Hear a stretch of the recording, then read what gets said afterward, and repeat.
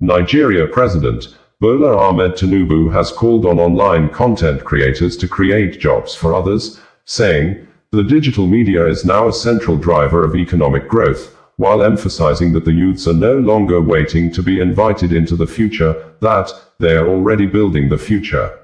Details of the president's statement as made available in a news release signed by the presidential spokesperson, Bayo Onanuga, on Friday reads verbatim below. President Bola Ahmed Tinubu on Friday called on young Nigerians active in the digital media space to harness their platforms as instruments of national progress. He urged them to build businesses that create employment, produce content that reflects unifying values, and serve as positive catalysts for societal development.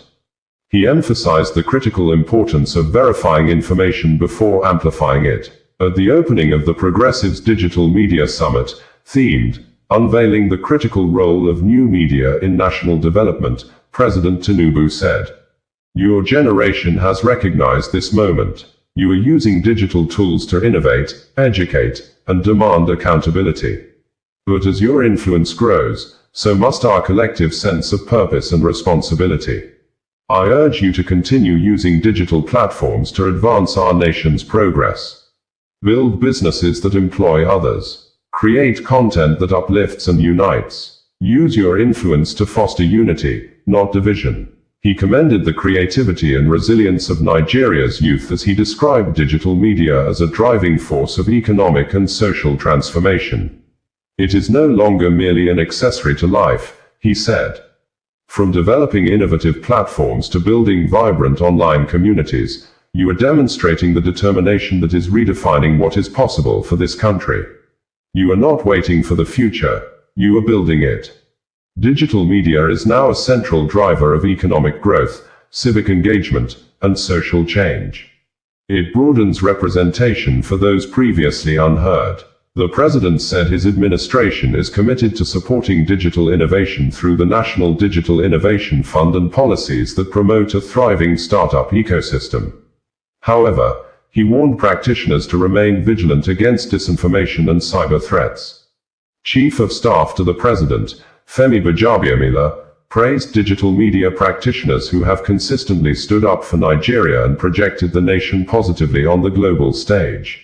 "You are the vanguard of a reborn Nigeria, determined to reach for the stars." Under President Tinubu's leadership, our nation has begun its long-delayed march toward greatness. "The road may be challenging, but it is necessary," he stated.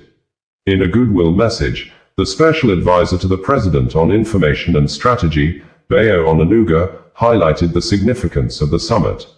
He noted that lessons from recent elections in countries like the US and Germany underscore how digital media have become crucial battlegrounds, beyond mere entertainment, for shaping poll outcomes.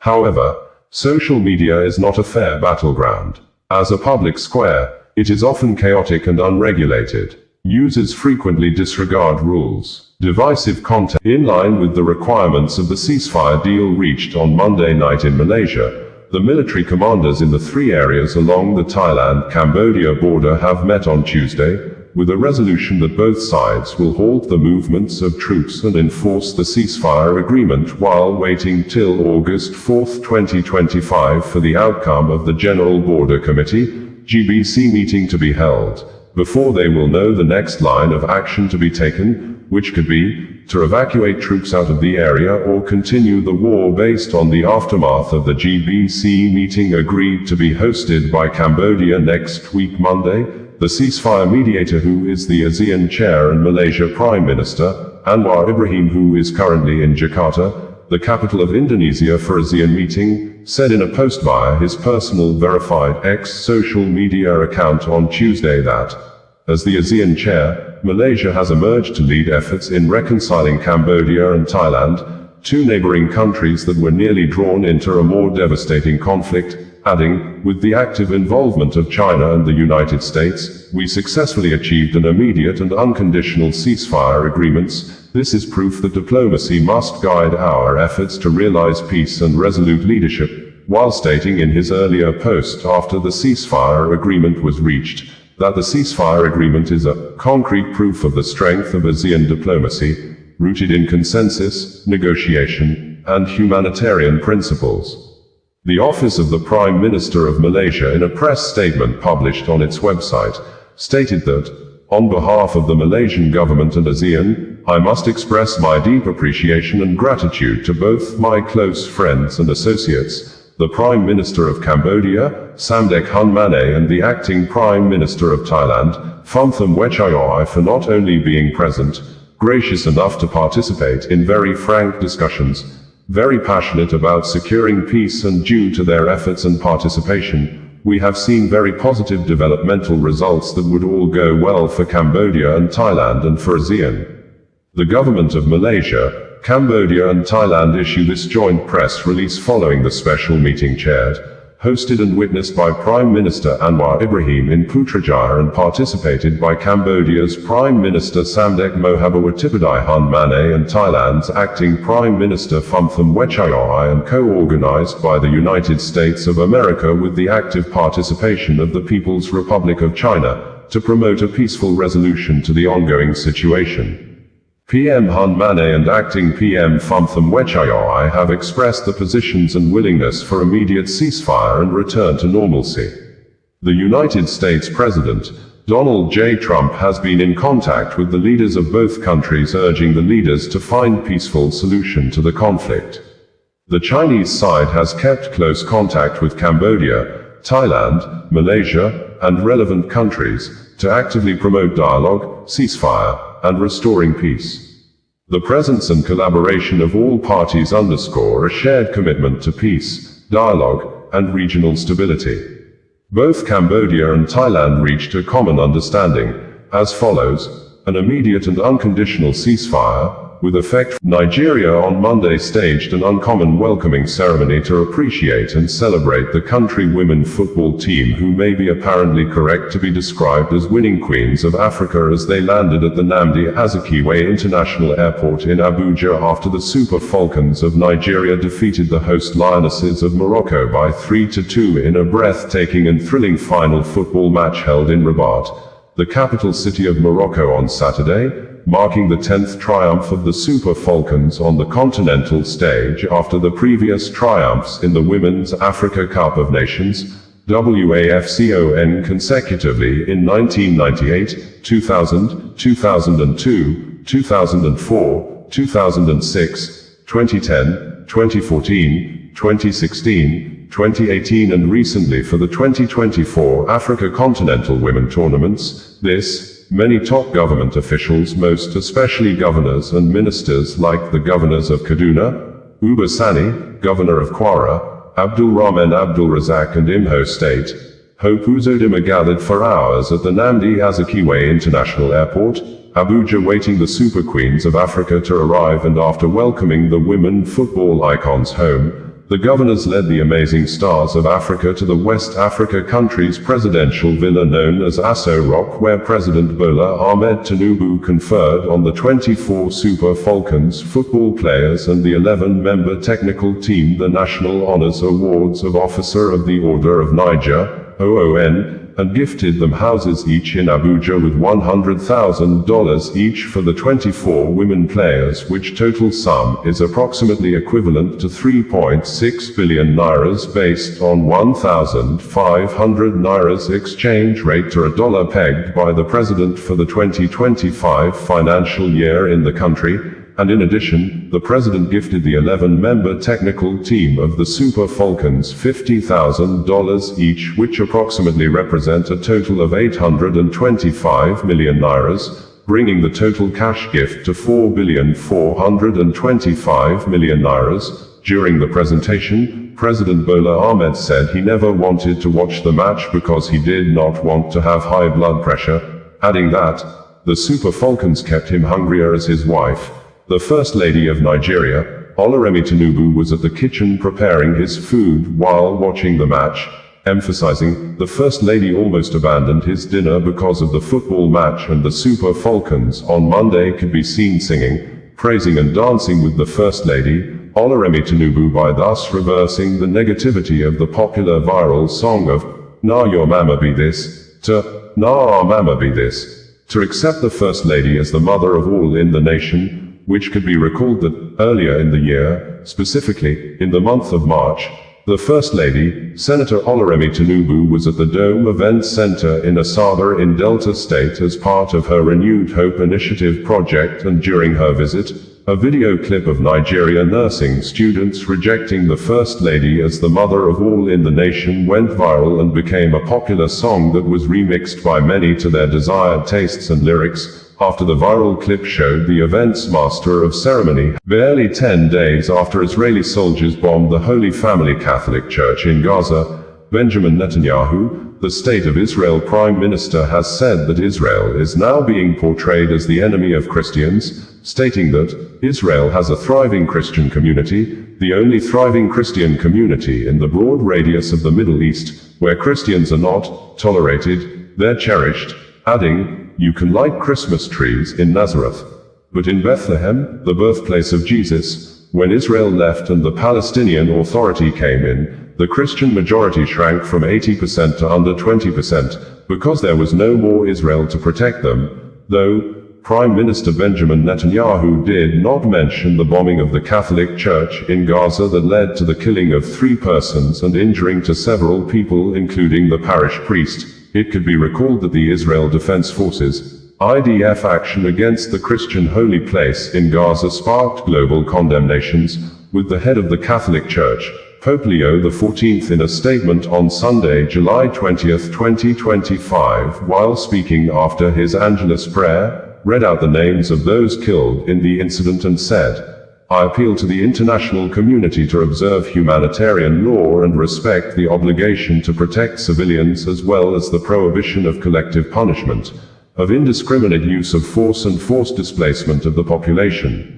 During a church event on Sunday, Prime Minister Benjamin Netanyahu, while speaking at the Daystars Together as One event in Jerusalem with Pastor Paula White, leader of the White House Faith Office, said, "Iran is now being projected as the friend of the Americans."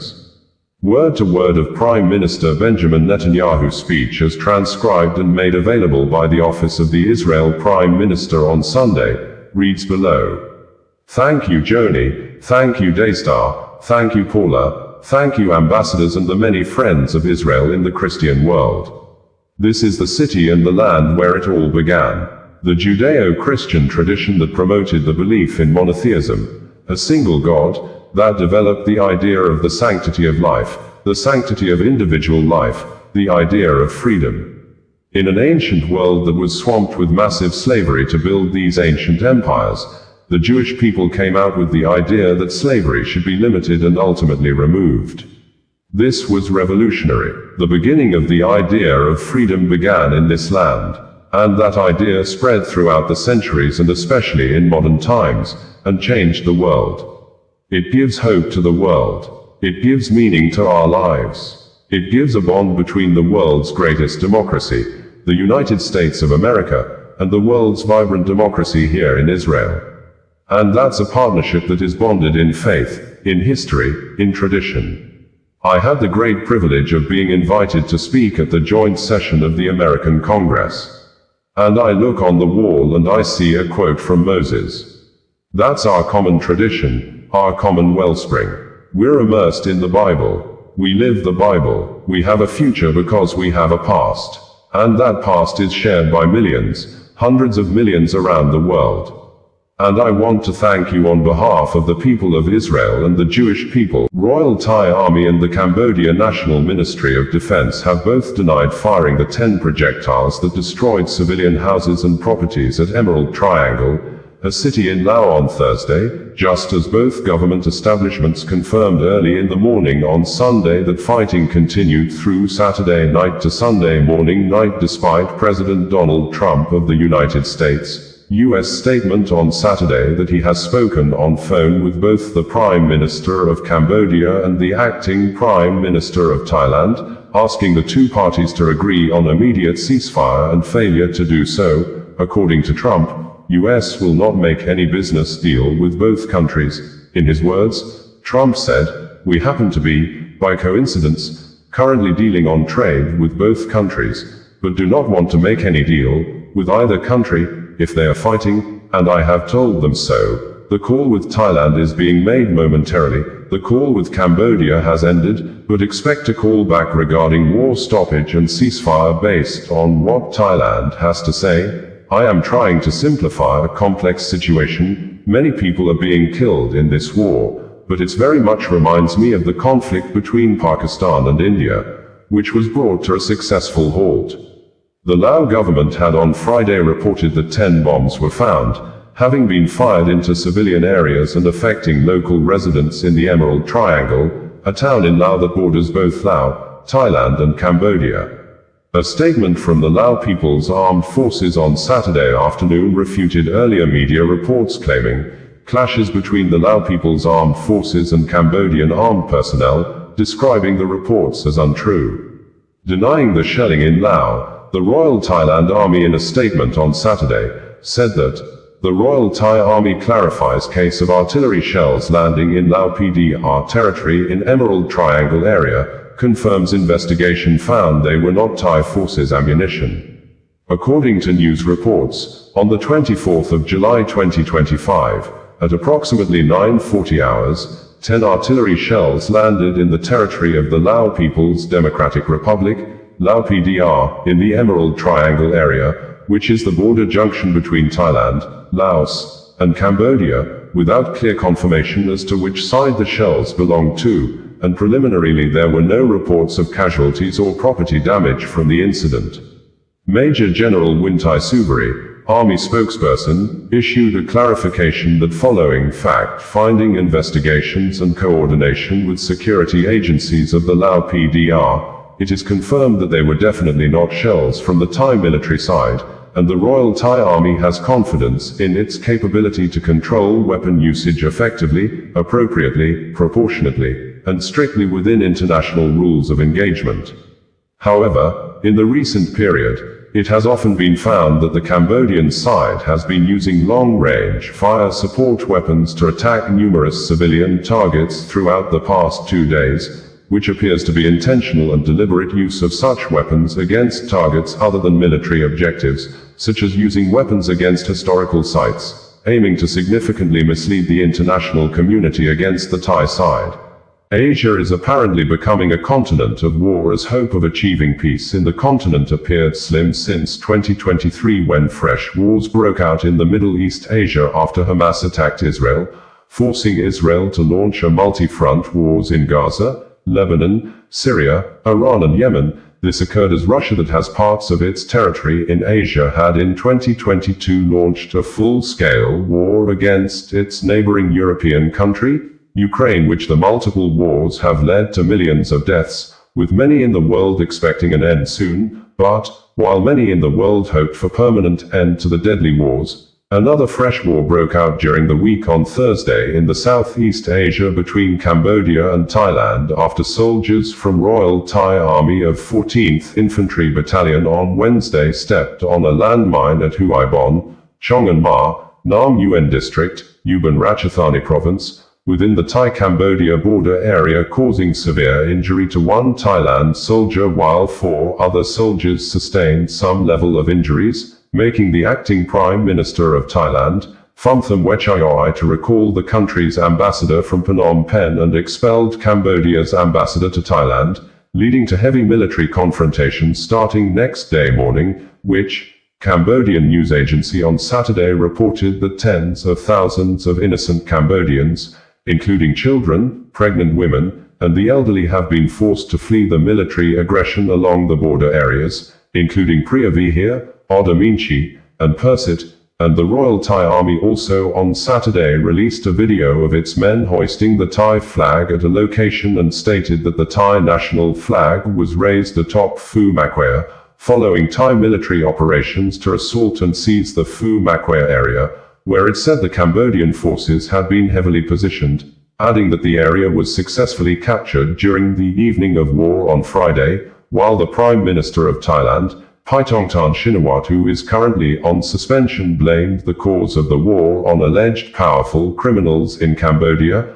saying, the conflict stems from the Thai government's efforts to crack down on call center crimes, dismantling a network of immense financial interests linked to influential groups in Cambodia, notwithstanding, the Prime Minister of Cambodia, Samdech Mahaborva Thapade Hun Mane, in a statement called on Cambodians not to attack businesses and citizens of Thailand living in Cambodia, adding that, after the Prime Minister of Malaysia and the rotating chairman of ASEAN, Anwar Ibrahim, intervened in the matter on Thursday, both countries agreed to a ceasefire slated to start on Friday by 12 a.m., but, an hour after Malaysia Prime Minister told him that Thailand has agreed to the ceasefire, Thailand rescinded its decision and continued military actions against Cambodia, and the Cambodia Ministry of National Defense spokesperson, Lieutenant General Maili Sokita, in an operational updates on Saturday, said that Thailand has continued to expand its military, including its infantry forces, heavy weaponry into Cambodia territory. According to the Thailand military known as Royal Thai Army, the Royal Thai Army condemns the Cambodian side for the incident involving the covert placement of landmines.